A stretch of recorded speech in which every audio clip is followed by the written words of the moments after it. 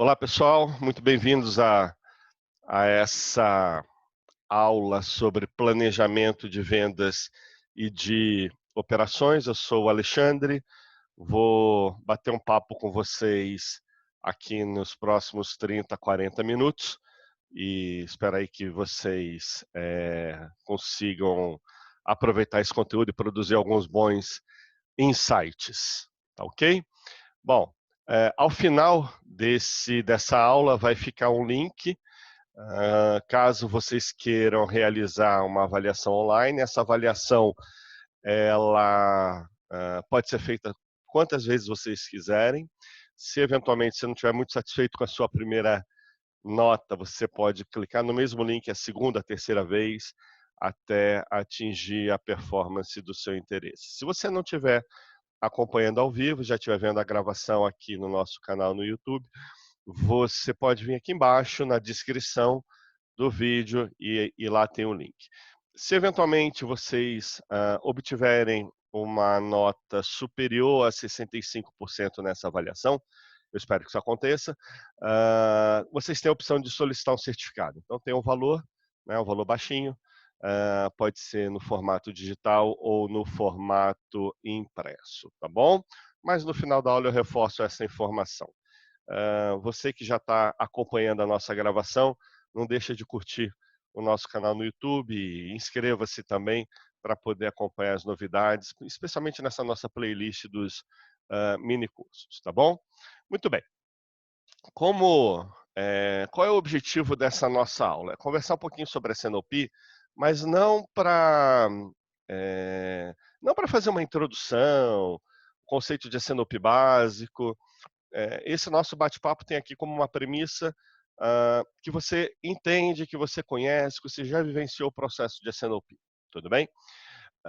E quando a gente busca alguns modelos que expliquem o processo de SNOP, existem vários formatos, diferentes estágios de maturidade. Você tem o modelo de maturidade da empresa A, da empresa B.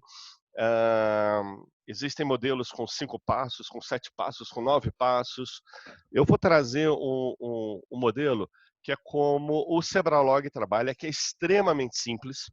Tá? A gente tenta tornar esse processo a forma mais simples possível, de tal forma que isso sirva como um alinhamento para o nosso bate-papo hoje. Tá?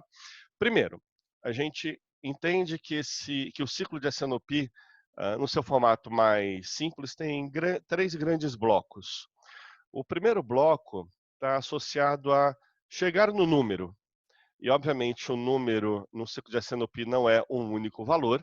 Tá? Então, todo esforço de planejamento de demanda que vai convergir para valores de referência que vão servir para alimentar a tomada de decisão em diferentes departamentos. Então, normalmente a gente fala assim, vamos chegar no número, mas pode ser um número de vendas de uma categoria, pode ser também um número de vendas de alguns SKUs específicos, pode ser, enfim, esse número de demanda, ele necessariamente deve ser cascateado para entender os números de capacidade. Olha, dado que o nosso volume esperado de comercialização, de vendas, vai ser, vamos, por exemplo, usar 100 unidades, qual é o número necessário para que eu tenha capacidade, junto aos meus fornecedores, junto à minha linha de produção, junto ao meu processo de importação, junto à minha capacidade de análise de laboratório, junto à minha capacidade de recebimento, junto ao tamanho da minha frota. Então, quando a gente pensa no primeiro bloco, planejamento de demanda, a gente não está falando só a demanda por produto acabado. A gente está falando a demanda por recursos, de uma forma ampla. É, a capacidade que um determinado equipamento no laboratório químico tem para fazer as análises de uma matéria-prima que acabou de chegar, isso precisa entrar no planejamento de demanda. Por quê? É uma demanda que gera capacidade por um recurso esse que está dentro de um laboratório químico. Pode ser um laboratório microbiológico, como eu citei, pode ser um fornecedor, pode ser o tamanho de uma frota, pode ser a capacidade de produção. Enfim, então o primeiro grande bloco é chegar nesses números. O segundo bloco que é a gestão de capacidade, é cada uma das áreas que administram recursos e a elas estamos atribuindo expectativas em torno de um certo volume de esforço, essas áreas têm capacidade para cumprir isso? Então, no primeiro bloco, Demand Planning, qual é o número? No segundo bloco, gestão de capacidade, Capacity Management, eu sou capaz de entregar esse número? Ou cada uma das áreas que contém recurso será capaz de entregar esse número? E aí a gente tem o terceiro bloco. O terceiro bloco é a gestão de exceção. É, se a gente tem um bom trabalho com números críveis do planejamento e demanda, se a gente tem um bom trabalho com um autoconhecimento sobre suas capacidades e a gente consegue conduzir a etapa 2 com bastante assertividade, essa etapa 3 vai realmente ser uma exceção. Olha, surgiu uma situação em que esse determinado material, na forma como ele vai ser exigido na minha cadeia produtiva local, exige uma mudança no modal de importação do marítimo para o aéreo que vai implicar num volume de dinheiro de X. Esse volume de dinheiro adicional, ele está fora da alçada dos tomadores de decisão da etapa 1 e 2, e realmente é uma exceção que vai ter que ser administrada nessa etapa 3. Então, se as etapas 1 e 2 são bastante robustas, a etapa 3 tende a se tornar rápida, tende a caminhar quase que para uma obsolescência. Muito bem. E esse ciclo vai acontecendo periodicamente, como nós sabemos. Ah, existe um conceito chamado Integrated Business Planning, ou IBP, ou IBP, como vocês estão vendo. Em algumas situações é chamado também de SNOP avançado, em que surge o conceito da reconciliação financeira. Ok, então basicamente essa reconciliação financeira, ao contrário do que frequentemente se imagina, ela não tem por objetivo entender a posteriori o impacto financeiro do ciclo da SNOP. Esse não é o objetivo da reconciliação financeira. O objetivo da reconciliação financeira é, durante o ciclo de SNOP, você ser alimentado com parâmetros financeiros no seu processo de tomada de decisão. O objetivo da reconciliação financeira é ser uma premissa para a tomada de decisão, não apenas a posteriori fazer uma reconciliação, uma avaliação dos impactos. Tá? Mas a gente vai falar um pouquinho disso sobre hoje. Muito bem, feita essa primeira introdução, um alinhamento muito rápido, e aí eu sei que vocês que estão acompanhando essa apresentação entendem muito bem do ciclo, das suas características, de todo o esforço que existe por detrás da condução desses 3 ou 4 blocos, dependendo se a gente vê o SNOP ou o IBP. Então, vamos avançar a partir desse ponto, tá ok? Historicamente, deixa eu contar uma história rápida. Alguns anos atrás, eu estava numa mesa junto a um grupo de colaboradores de um cliente, discutindo um pouco o desenho do ciclo de SNOP. E tinha uma pessoa, uma moça com uma cara muito desanimada, e eu falei, tá tudo bem, enfim. Teve um intervalo lá, e eu me aproximei, e ela falou, Alexandre, mais um voo de galinha. Né? Eu falei, mas como assim mais um voo de galinha? Poxa, na nossa empresa nós já vivenciamos a implantação do SNOP 2 vezes, e isso nos últimos 4, 5 anos, e ele começava, avançava, era prioridade, subia, mas logo depois ele morria. Então aquela história do voo curto, começava, mas não era perene. Então, especificamente essa colaboradora seria a terceira experiência de implantação da SNOP na mesma organização no horizonte, vai lá, de 5 anos. E ela claramente estava bem desanimada. Isso provavelmente aconteceu uns 10 anos atrás, tá? Lá, vamos supor, por volta de 2010.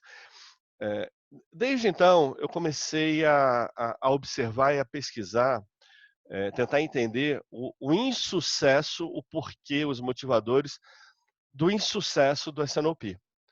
A gente ouve muito histórias de sucesso, quantos eventos, congressos, workshops, summits, sei lá qual o nome que se dê, que conta o quão bom, o quão vantajoso o SNOP é, como ele transformou as organizações, e de forma alguma eu estou desqualificando a SNOP. Eu sou um defensor desse processo.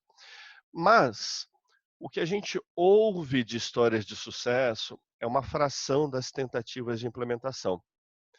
E aí, existem, depois se vocês quiserem, olhando lá no meu perfil no LinkedIn, tem um artigo, é relativamente longo, tá?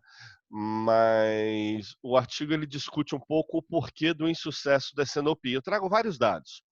Então, eu trouxe aqui, eu selecionei 2 ou 3 para essa introdução. Primeiro, uma pesquisa do Gartner. Essa pesquisa do Gartner mostra que 2/3 das empresas não vão além da metade do estágio de maturidade no ciclo de SNOP.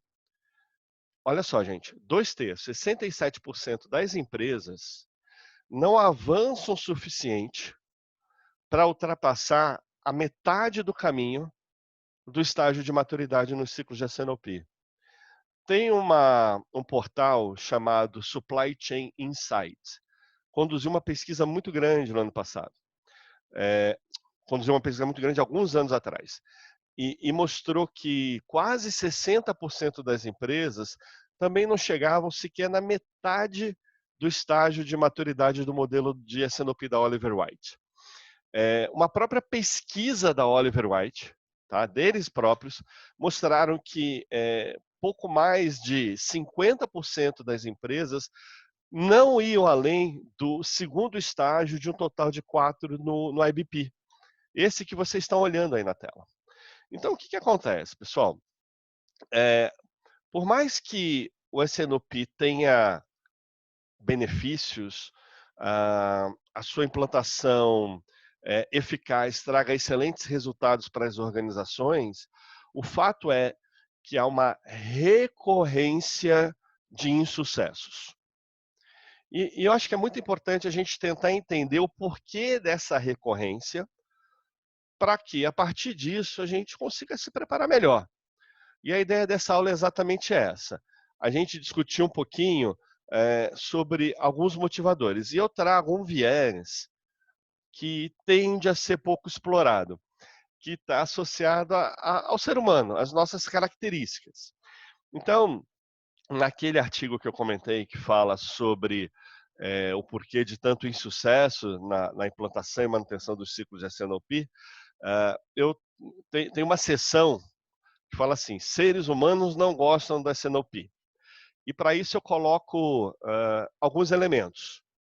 O primeiro deles, o SNOP ele não é uma metodologia definida com extrema clareza.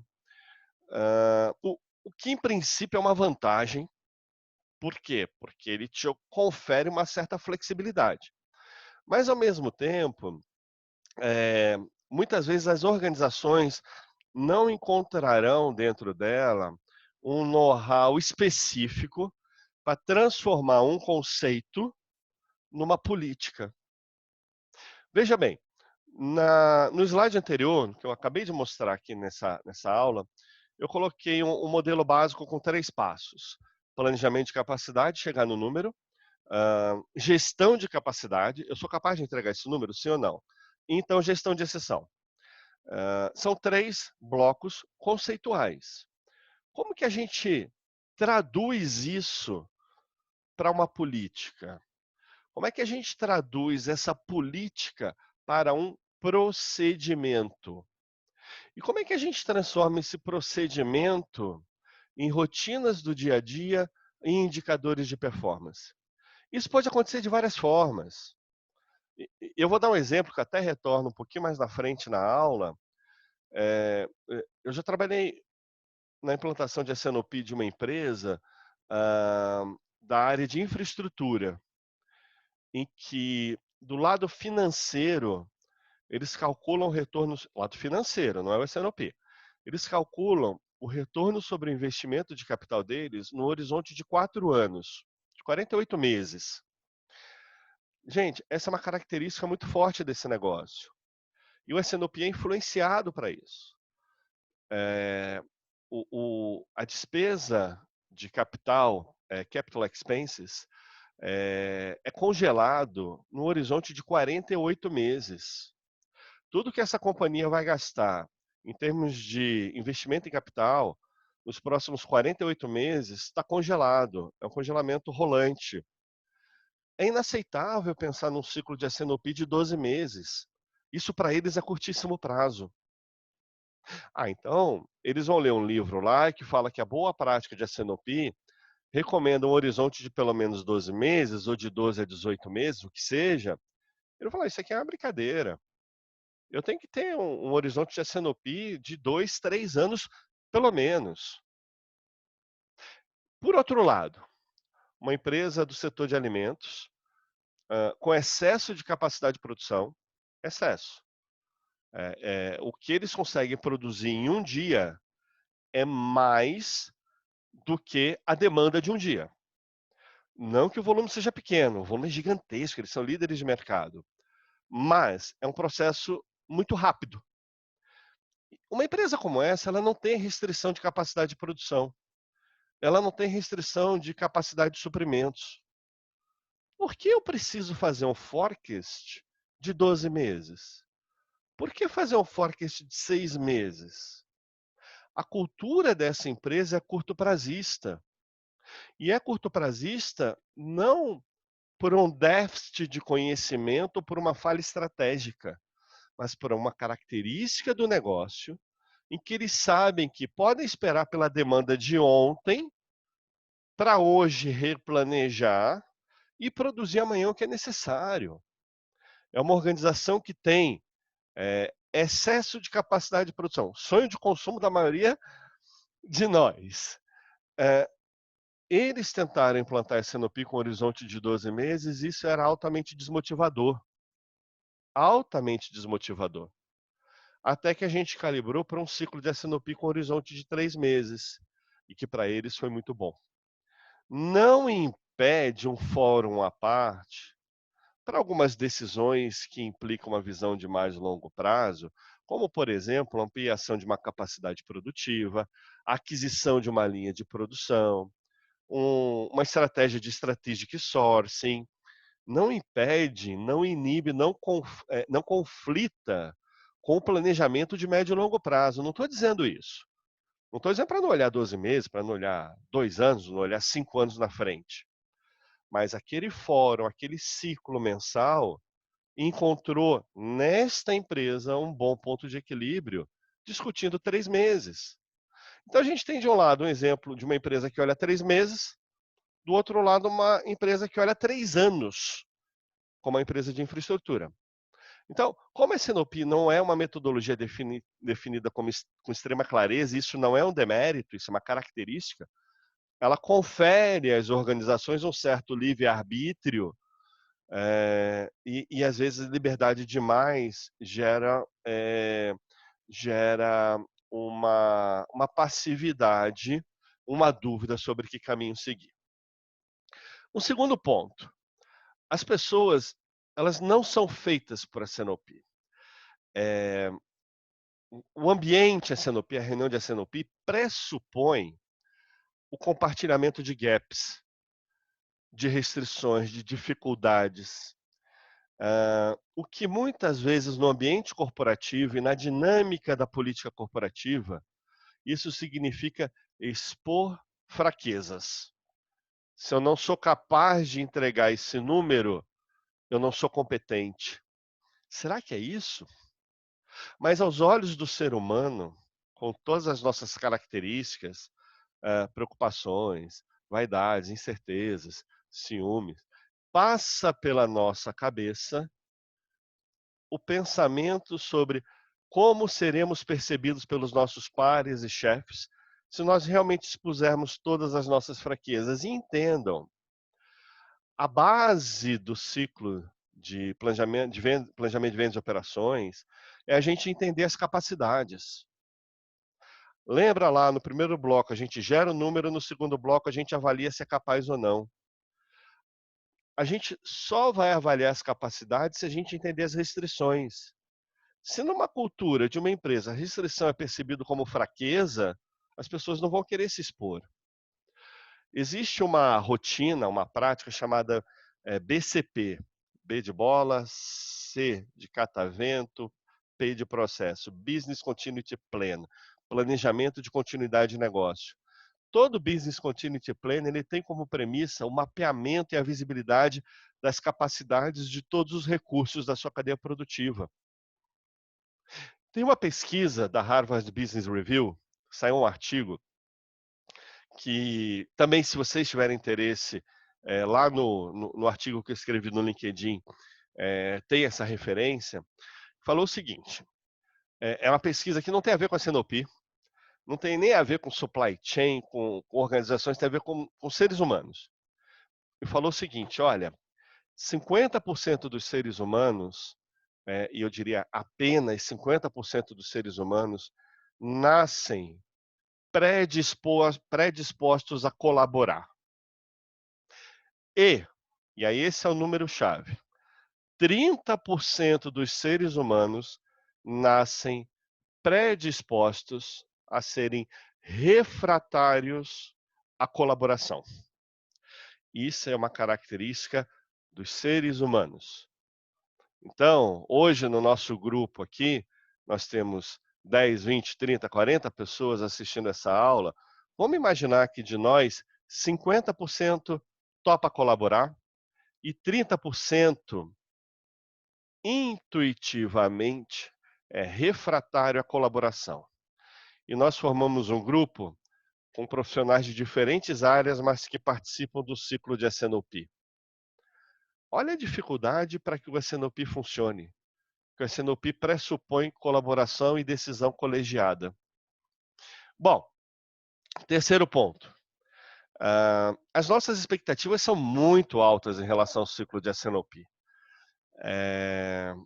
Vou, de novo, fazer uma referência a uma pesquisa feita, tá? Essa pesquisa foi conduzida pela McKinsey, junto a mais de 3.000 presidentes de empresas, 3.200 presidentes de empresa. Foram perguntados sobre a taxa de sucesso de projetos transformacionais. Não estamos falando de SNOP, estamos falando de projetos transformacionais. E esses 3.200 presidentes, ao reportar o resultado que eles viveram nas suas companhias, e quando os resultados foram consolidados, indicaram que 70% dos projetos transformacionais falham. Não se concluem a contento. E aí, na próxima rodada, pergunta-se, mas vem cá, se 70% dos projetos transformacionais falham, qual é o motivador disso? Por que eles falham?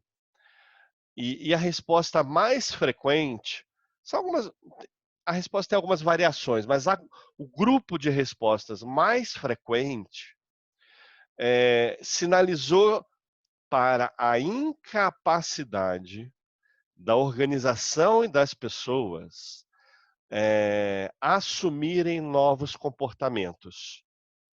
É uma questão comportamental, é uma questão cultural.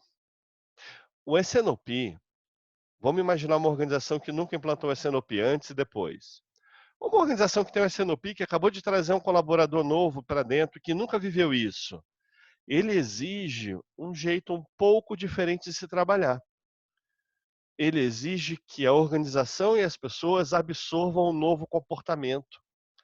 É um processo transformacional que exige change management, que deveria ter um suporte, um coach da área de recursos humanos, porque a gente está falando de pessoas sendo estimuladas a ter um comportamento colaborativo, que muitas vezes não é o dela, para conduzir um processo transformacional que, a priori, a gente sabe que tem grande chance de falhar.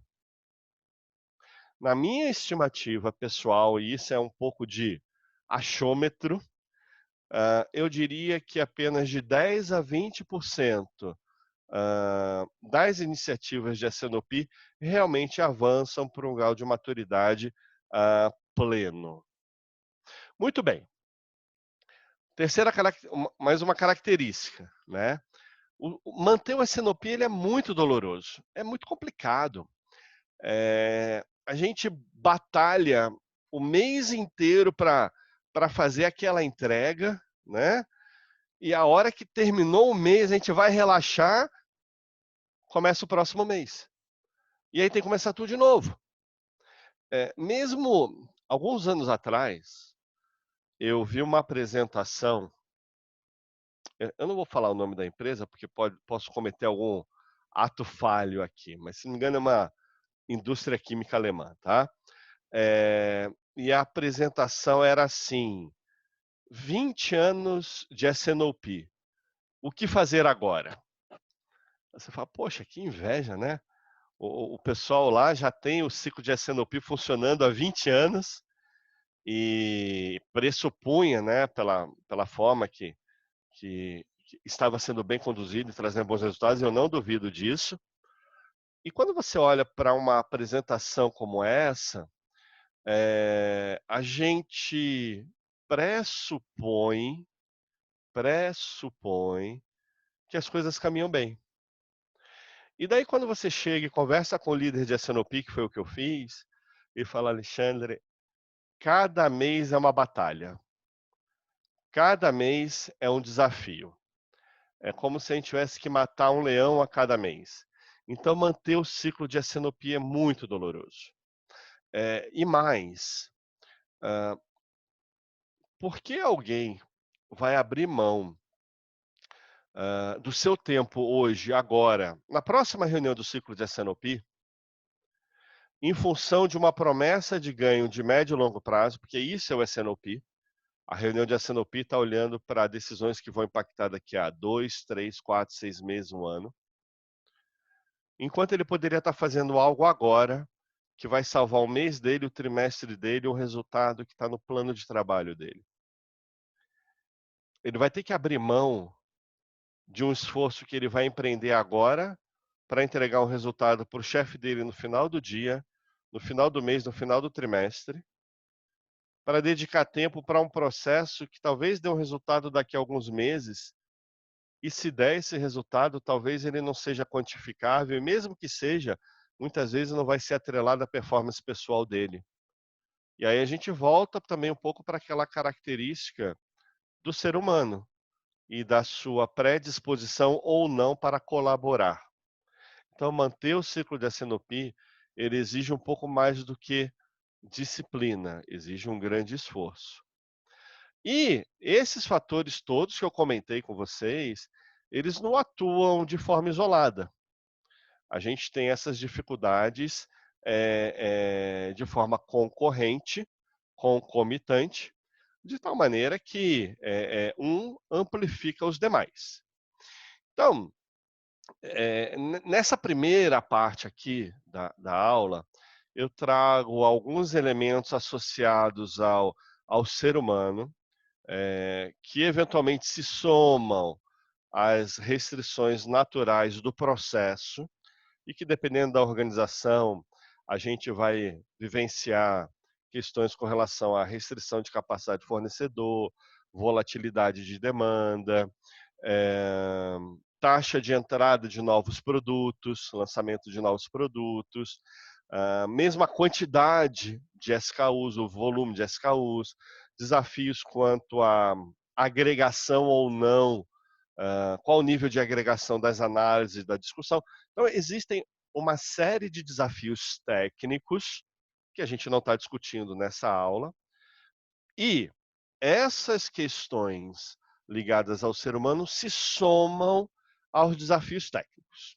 Muito bem.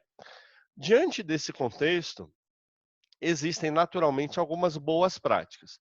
Vou passar por algumas delas, de uma maneira bem rápida.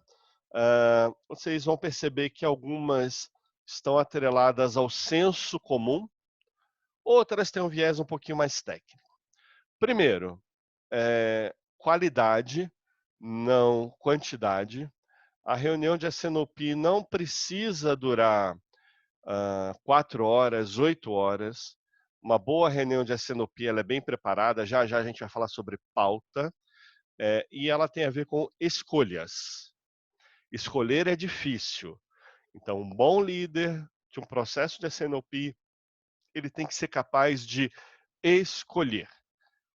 Qualidade da discussão e não quantidade. Não é uma pauta longa, não é envolver muitas pessoas, é a pauta certa com as pessoas corretas. O segundo ponto, e esse é fundamental, definição de motivadores. O que faz com que um grupo de pessoas, nem sempre um grupo de pessoas jovens, muitas vezes pessoas experientes, pessoas sêniores, né? Nós queremos tomadores de decisão experientes, com autonomia, com alçada para tomar decisão, que participem de algumas reuniões, né? O que faz com que esse grupo esteja motivado para participar dessa reunião, dessas reuniões, desses encontros? A gente precisa ter os motivadores adequados. Será que ali a gente está discutindo o SKU que está com baixo giro e que não vendeu no mês passado? Ou a gente está tomando uma decisão onde a gente reconcilia o impacto no fluxo de caixa, na margem de contribuição, ou a gente está tomando decisões que reagem a uma ação de um concorrente no mercado, ou a gente está tomando uma ação que responde a uma demanda de vendas e marketing quanto ao lançamento de novos produtos. Quais são os temas que a gente está trazendo para a Senopi, de tal forma que a gente seja capaz de motivar a participação de determinadas áreas? Um terceiro ponto, adaptação da metodologia. E aqui eu vou me ancorar numa explicação que eu já dei sobre o horizonte de planejamento. Eu dei um exemplo de uma indústria de alimentos, de bens de consumo com excesso de capacidade, que optou por trabalhar com um horizonte de 3 meses, enquanto uma outra, de infraestrutura, optou por trabalhar com um horizonte de 36 meses.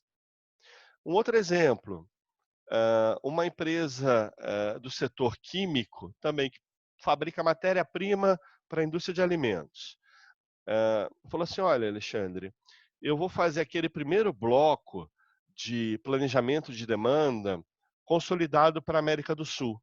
Eram 3 países, basicamente, Brasil, Argentina e Colômbia. Vou fazer essa reunião de demand planning consolidado, porque o meu time de demand planning está todo aqui no Brasil. Mas quando eu for para a rodada de gestão de capacidades, eu vou fazer 3 reuniões separadas. Uma com o pessoal de fábrica barra compras do Brasil, uma outra com o pessoal de fábrica da Argentina e outra com o pessoal de fábrica da Colômbia. Então, este ciclo de S&OP nesta empresa passou a contar com uma reunião de demand planning em 3 de gestão de capacidade. Numa outra companhia, eles podem tomar uma decisão completamente diferente. Uma outra empresa, ela tomou a seguinte decisão: a reunião de planejamento, demand planning, ao invés de ser uma, ela foi explodida por canais de vendas. Então, ao invés de reunir numa mesma reunião de S&OP, o diretor de vendas responsável por Key Accounts, o responsável por canal de vendas varejo, o responsável por atacarejo e o responsável pela linha de lojas de conveniência barra padarias, que são todos líderes da área comercial, mas cada um com as suas características e prioridades. Essa empresa optou por desmembrar a reunião de planejamento de demanda envolvendo o comercial em 4 reuniões, de forma a dar foco. Ou seja, é uma adaptação da metodologia e que ela pode ser percebida em todos os aspectos, tá ok? Um próximo ponto, isso é importante, empoderar a equipe comercial. É muito frequente enxergar a liderança do ciclo de S&OP debaixo do guarda-chuva de uma área de operações, logística, planejamento, supply chain. E essas áreas, naturalmente, têm alguns conflitos no dia a dia com áreas comerciais, vendas, trade marketing, marketing. Agora, lembrando, o SNOP é uma oportunidade para que a gente construa um ambiente para decisões colegiadas. E é a equipe comercial que é responsável pela estratégia de relacionamento com o cliente no longo prazo.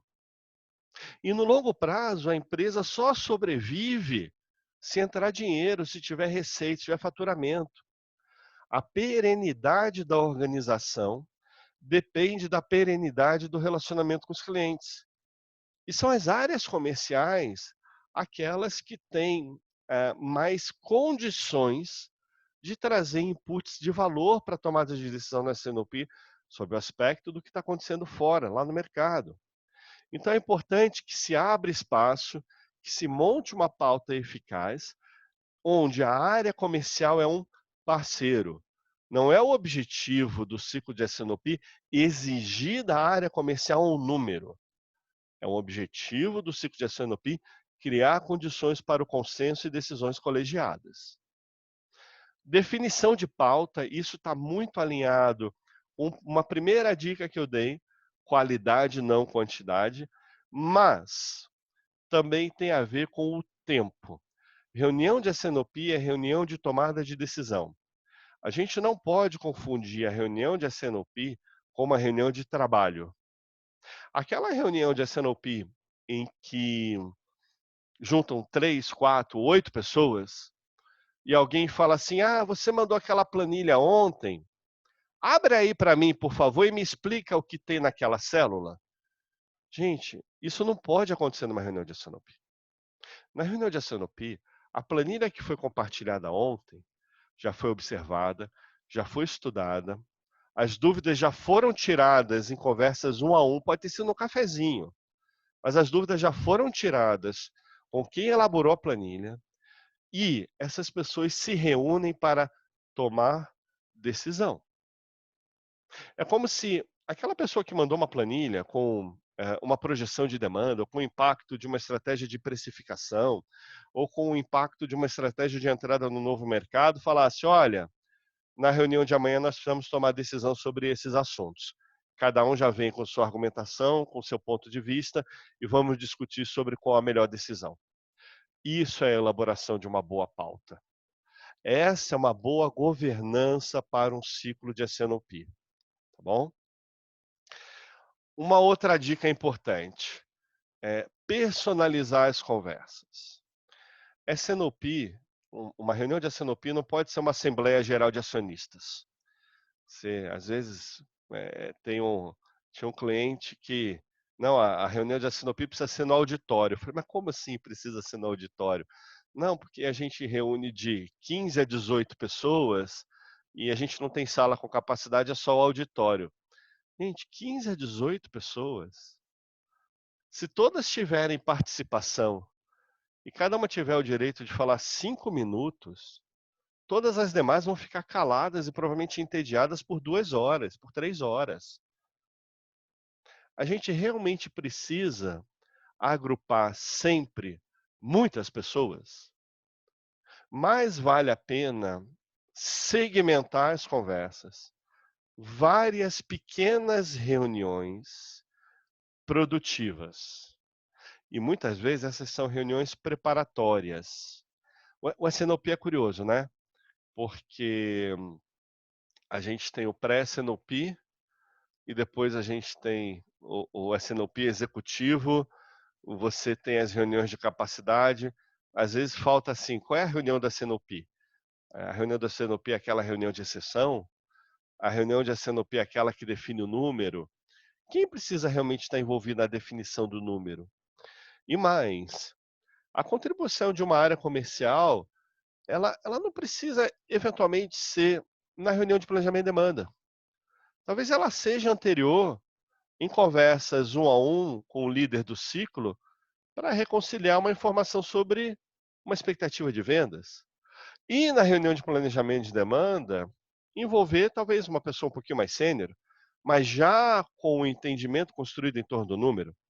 Então, a personalização de conversa está associado a ter um número um pouco maior de reuniões, envolvendo um número menor de pessoas e, eventualmente, reuniões um a um. Lembrando que o líder de SNOP, ele é um grande lobista, não no sentido negativo, pejorativo da palavra, mas no sentido daquela pessoa que reconcilia, que costura os interesses. É uma pessoa com uma habilidade política, e de novo, no sentido positivo, uma habilidade política bastante grande. E muitas vezes, para a construção desse consenso, passa por acordos individuais, acordos preparatórios individuais. Então, a personalização de conversas é bastante importante. Um outro ponto, o alinhamento corporativo. É, independente daqueles motivadores, lembra que eu comentei algum tempo atrás? Olha, a gente está aqui para discutir lançamento de novos produtos, impacto no fluxo de caixa, rentabilidade, o impacto de uma estratégia de precificação, mas independente disso, é importante um alinhamento entre departamentos. Frequentemente a gente fala assim: olha, precisa ter um patrocinador, e esse patrocinador precisa ser alguém um nível acima da pessoa mais experiente que participe de qualquer uma das reuniões. Poxa, se tem reunião então que participa diretor, eventualmente o patrocinador vai ser o presidente da organização, o CEO. E como que qual o papel desse patrocinador? O que é patrocinar? Patrocinar é ajudar na transformação, é ajudar na definição da cultura adequada. Eu vou dar um exemplo. A gente construiu uma relação com um CEO de uma empresa em que o único entre aspas, o único papel dele no ciclo de SNOP era o de mandar um e-mail para quem faltava numa reunião. E muitas vezes era o próprio líder do ciclo de SNOP que escrevia o e-mail. E esse presidente falava assim: ô Joãozinho, esse Joãozinho podia ser um gerente financeiro, podia ser um diretor de compras, podia ser um coordenador de PCP. E falava assim: oi Joãozinho, tudo bem? Eu fiquei sabendo que você faltou na reunião de SNOP de hoje de manhã ou de ontem. Eu acho muito importante a sua participação nessas reuniões. Nos próximos ciclos, se em algum momento você perceber que vai ter dificuldade para participar dessa reunião, vem falar comigo antes, porque eu quero trabalhar contigo para ver se tem algo que pode ser feito na priorização da sua agenda. Mas, por favor, não deixe de ir numa reunião sem antes falar comigo para ver se a gente consegue equacionar essa situação. Não precisa dizer que depois de uma ou duas dessas mensagens, nunca mais teve falta no ciclo de SNOP. E a presença das pessoas é fundamental. O SNOP perde valor se as pessoas certas não estão nas reuniões adequadas. Tudo bem, a gente tem que tomar muito cuidado para evitar a convocação desnecessária. Alguém que não precisa estar lá, que não vai agregar valor. Eu não preciso ter alguém na reunião apenas para ficar sabendo. É para isso que tem uma ata. É para isso que você vai mandar uma mensagem resumindo as principais decisões tomadas. Tudo bem. Quem vai para a reunião precisa estar agregando valor. Agora, se essa pessoa é importante, ela realmente tem que ir. Esse é um exemplo do papel do patrocinador. Um segundo ponto.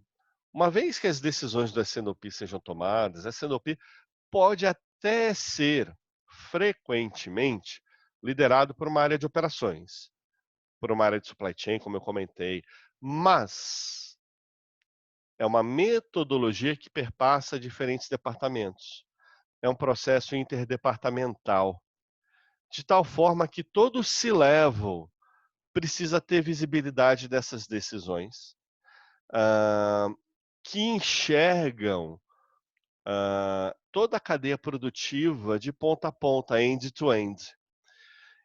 Então, muitas vezes a gente vai deixar de fora um líder, que pode ser um gerente sênior, um diretor, um vice-presidente, de pesquisa e desenvolvimento, de controladoria, de recursos humanos, mesmo eles precisam estar cientes das decisões tomadas no ciclo de S&OP. Porque na medida em que eles tomam ciência, eles vão perceber que há um papel deles e que pode ser influenciador no ciclo. E aí alguns desses partícipes do C-Level vão conversar com o líder da S&OP e pedir para serem envolvidos, pelo menos na reunião executiva. Então esse alinhamento corporativo ele é bastante importante. Um outro ponto, e aqui eu sei que é cansativo, é chato, descrever as funções dos papéis. Uma pergunta que eu sempre faço é: você tem um procedimento escrito para o seu ciclo de S&OP? Ah, não, eu tenho um procedimento que diz como eu vou receber a matéria-prima. Eu tenho um procedimento que diz como eu vou conduzir o ciclo de contas a receber, contas a pagar. Afinal de contas, eu passei lá na auditoria da ISO, eu tenho um procedimento, tem até um fluxograma. A pergunta é: existe um procedimento para o seu ciclo de S&OP? E nesse procedimento tem uma descrição de quem deveria participar de qual reunião e de qual é a contribuição de cada pessoa em cada reunião e de qual é o output esperado para cada reunião e de qual é a preparação de qual pessoa para cada reunião e qual é o papel do patrocinador e o que acontece numa reunião de exceção, qual o critério para elevar um problema ao ponto de ser conduzido para aquela reunião de gestão de exceção. Isso está escrito e está claro? Muitas vezes não. Então, descrever as funções, as responsabilidades, via de regra, ter um procedimento muito bem ah, elaborado e acordado entre as áreas. E aí a gente vai evitar aquela história de eu não sabia. Por quê? Esse procedimento, que muitas vezes entra na matriz de treinamento da companhia, ele passa a ser conduzido muitas vezes no onboard da organização, de tal forma que todos os colaboradores, a partir de um certo nível, pelo menos sabem que existe o ciclo de S&OP e qual é o papel dele, que vai ter um mecanismo de refresh desse treinamento. Gente, é um processo que com o tempo ele é esquecido e com o tempo ele morre, a não ser que ele tenha uma governança para garantir a sua perenidade. Flexibilidade, já falei desse aspecto 2 ou 3 vezes, inclusive lá atrás nas características dos seres humanos eu falei que uma dificuldade é que o S&OP ele não é uma metodologia definida com extrema clareza, que por um lado parece um ponto fraco, que por um lado parece uma restrição, mas por outro é uma das grandes fortalezas do ciclo de S&OP. O fato do S&OP não engessar, não definir com clareza tudo o que tem que ser feito, permite a flexibilização, a adaptação. Cada negócio tem suas características. A gente vai flexibilizar na escolha da pauta, no escopo do que vai ser discutido. A gente vai flexibilizar a possibilidade de trazer um tema spot, um tema pontual para uma reunião ou para alguns ciclos de S&OP. A gente vai flexibilizar qual é a granulometria da nossa análise. Eu vou querer estudar bem lá no detalhe, no nível de cada SKU num cliente. Eu tive uma experiência muito interessante de uma empresa que originalmente desenvolvia um dos seus produtos pensando na necessidade específica de um cliente. É um insumo para o setor de alimentos. Depois que esse insumo estava desenvolvido para esse cliente, ele colocava o produto em prateleira e realmente comercializava para outras empresas. Mas aquele cliente original que motivou o desenvolvimento do produto, historicamente ele demandava 60%, 70%, 80% da demanda daquele SKU. Então, para essa empresa, essa flexibilização fez com que a reunião de S&OP, na hora de definir a granulometria da análise, optasse por enxergar a demanda do SKU no cliente-chave. Então era sempre, qual foi a demanda e qual é a projeção para os próximos meses desse SKU neste cliente? E aí o envolvido era o gestor da conta desse cliente. Então isso foi uma adaptação, eu confesso que não vi esse modelo se repetir com frequência de S&OP de SKU/cliente, mas foi uma adaptação necessária, importante e muito útil numa determinada empresa. Tem o plano de continuidade de negócios que eu comentei lá no início da aula. Qual é a capacidade de cada elo da minha cadeia de valor? Teve uma indústria cervejeira, alguns anos atrás, fazendo um trabalho com um time de customer service, e eles reportaram que a grande restrição deles era o número de docas de expedição. A fábrica cresceu muito num terreno antigo, esse terreno não tinha como fisicamente expandir, a fábrica cresceu, mas o número de docas manteve-se constante.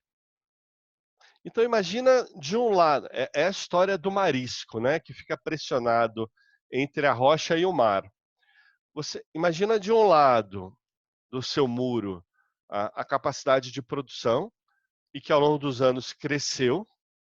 Do outro lado, uma frota de veículos esperando ser carregado para fazer distribuição para o varejo, a gente está falando de cervejas, e no meio um armazém com uma limitação do número de docas.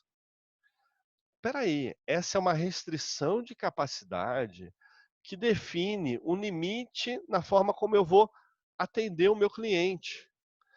Mas então a gente faz o seguinte: a fábrica trabalha no horário comercial e a operação de expedição trabalha 24/7. Tá bom, isso traz um impacto em termos de flexibilização da capacidade, ótimo. Mas e na hora que eu precisar que a fábrica trabalhe um pouco mais do que o comercial? Ao invés do horário comercial de segunda a sexta, trabalhe 2 turnos de segunda a sábado. O que eu vou fazer? Como é que eu vou superar essa restrição de capacidade? Olha, talvez eu precise ter um investimento em automação, e aí a gente cria um trade-off, que não vai ser discutido e resolvido no ciclo de S&OP, mas o ciclo de S&OP ele vai ser capaz de identificar uma necessidade a ser estudada. Um projeto de automação e ganho de capacidade no armazém não deve ser pauta de discussão em detalhe no S&OP. Mas o S&OP tem que ser brifado. Olha, esse projeto deve trazer tal ganho de capacidade daqui a 4 ou 5 meses. E isso sim vai pautar algumas das decisões tomadas no ciclo de S&OP atualmente. O que manda é o dinheiro.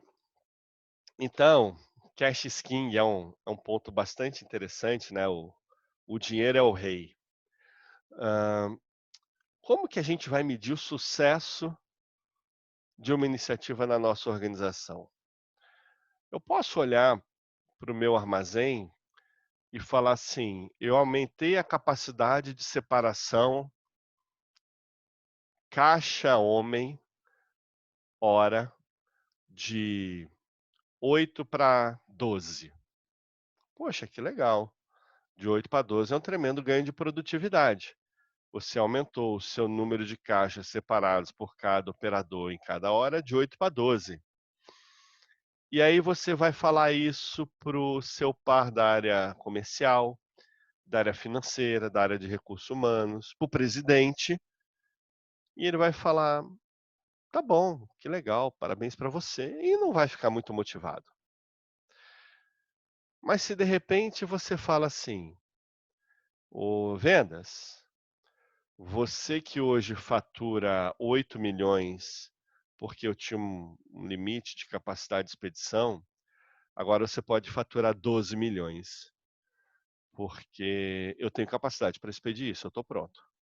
Você pode faturar 50% a mais, porque eu sei que a produção tem capacidade de fazer, eu tenho capacidade de receber, eu tenho capacidade de separar, eu tenho capacidade de montar o veículo e a gente tem frota disponível para isso. Então, a minha capacidade de separação, que era um gargalo para a companhia, deixou de ser. Eu estou explicando o mesmo processo, só que a partir de uma unidade que é percebida por toda a organização. que é o valor monetário. Via de regra, existem dois indicadores que são percebidos por todos os departamentos. O dinheiro, o custo, né, indicadores na forma monetária, e reclamação de cliente. O cliente reclamou. Se é um key account, então é um tremendo estardalhaço. Então, se nós formos capazes de traduzir as decisões na forma financeira, isso tende a produzir um impacto maior. Isso tende a acelerar a boa vontade para trabalhar em torno de processos colaborativos. Isso tende a acelerar uma cultura que aumente, que priorize a importância do ciclo de S&OP. É muito mais importante a gente enxergar o impacto do ciclo de S&OP no indicador como line fill rate, capacidade de atender pedidos, do que o indicador de acurácia do forecast. O MAPE, por exemplo, que mede o tamanho do erro de um processo de previsão de demanda, ele é um indicador intermediário.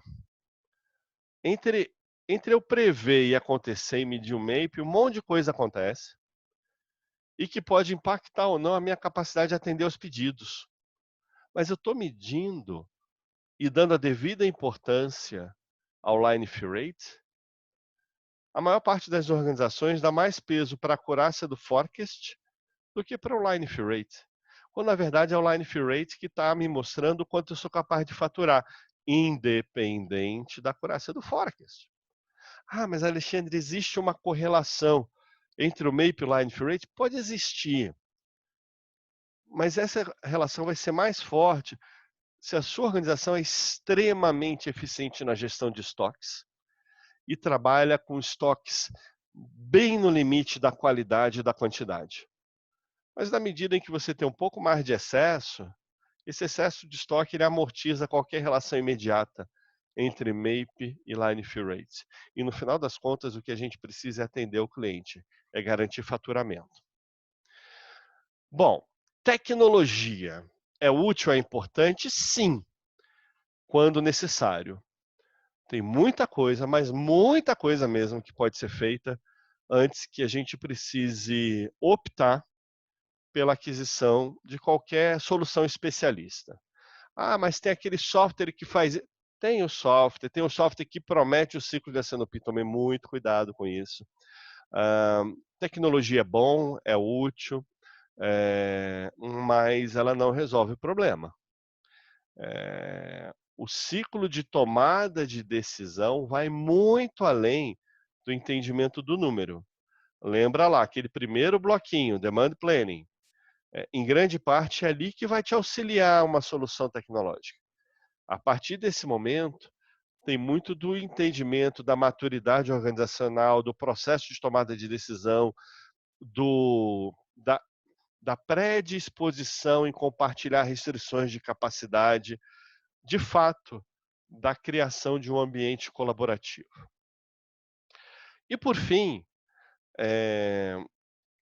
fala-se muito do tal de S&OE, né?